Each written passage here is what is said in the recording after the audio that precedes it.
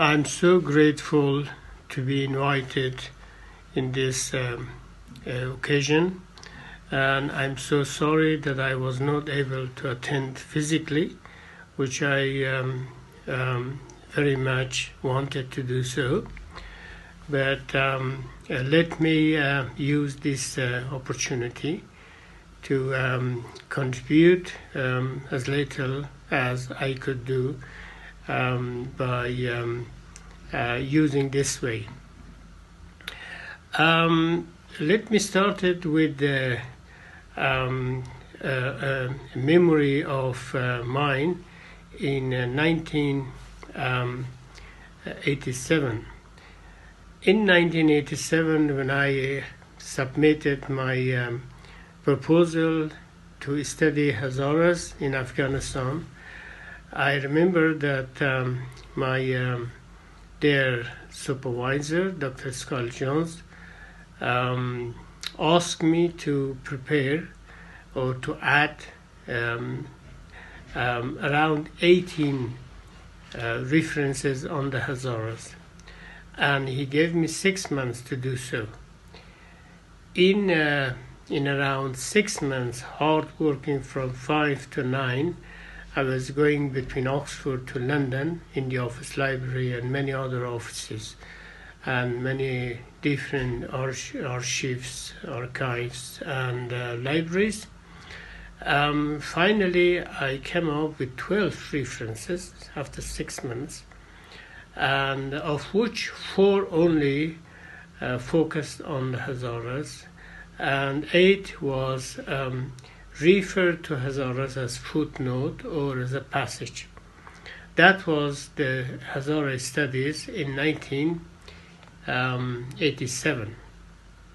When I submitted my doctoral thesis on the Hazaras of Afghanistan, I also remember that when it was sent to the university office in Oxford, the secretary for registrar, she was a kind lady. She returned and immediately the dissertation back to Pitt Rivers Museum in Oxford, saying that I'm afraid there is a mistake at the very title of the thesis. And the mistake, she corrected kindly the Hazaras, the word of Hazaras, to the hazards of Afghanistan. That's to say that that much Hazaras were known to the community in Oxford and the rest of the world. And I'm so glad that now we are in the we are talking in an occasion where we launch the first ever encyclopedia of Hazaras. The Dانشنامۀ Hazaras, or Encyclopedia of Hazara, is the first step to the beginning steps, the first steps to open a cultural discourse in Afghanistan on the self-understanding, self-recognition, and a search for identity and a search for understanding the roots and the place and the cultural status of the Hazaras in Afghanistan, but widely in the region where Afghanistan is situated in.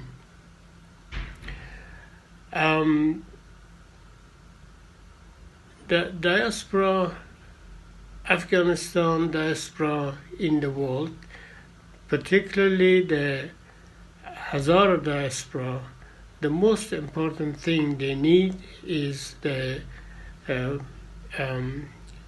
problem to solve and to manage, to recognize the issue of identity, where they come from, where they are, and where they're placed in the international communities, and so on. To do that, they have to know where the origin, where they come from.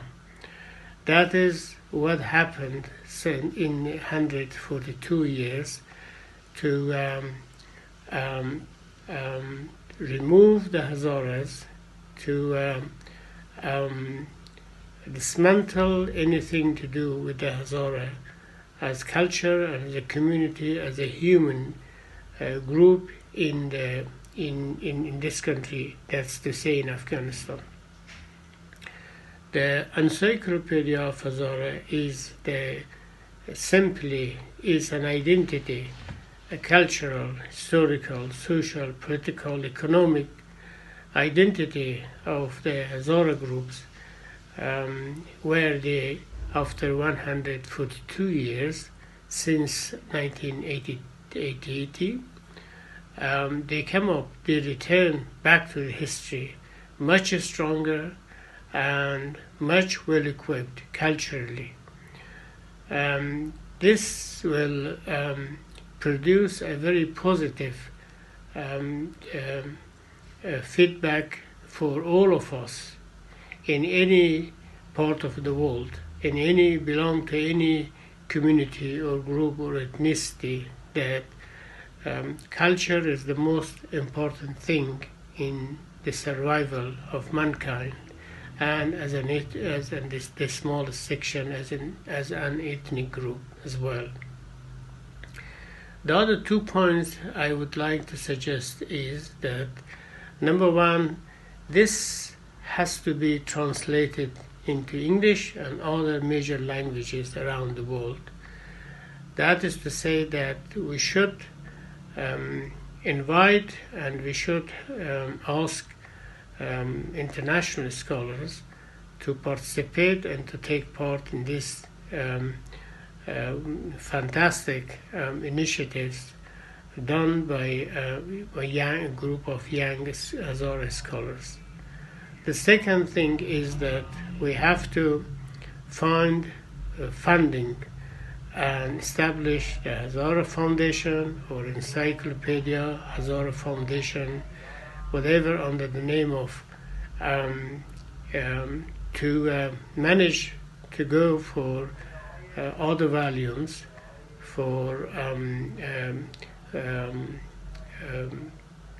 translation of the Persian text, and also to provide opportunities for those who wish to participate, some sort of short training, and to prepare an office to support this wonderful initiative.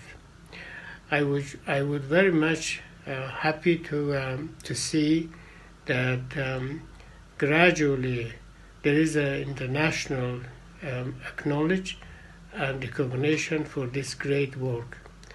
I really and wishfully, from the bottom of my heart, thanks to colleagues, to those who did this great job, something which is not done anywhere in the world for one single ethnic groups.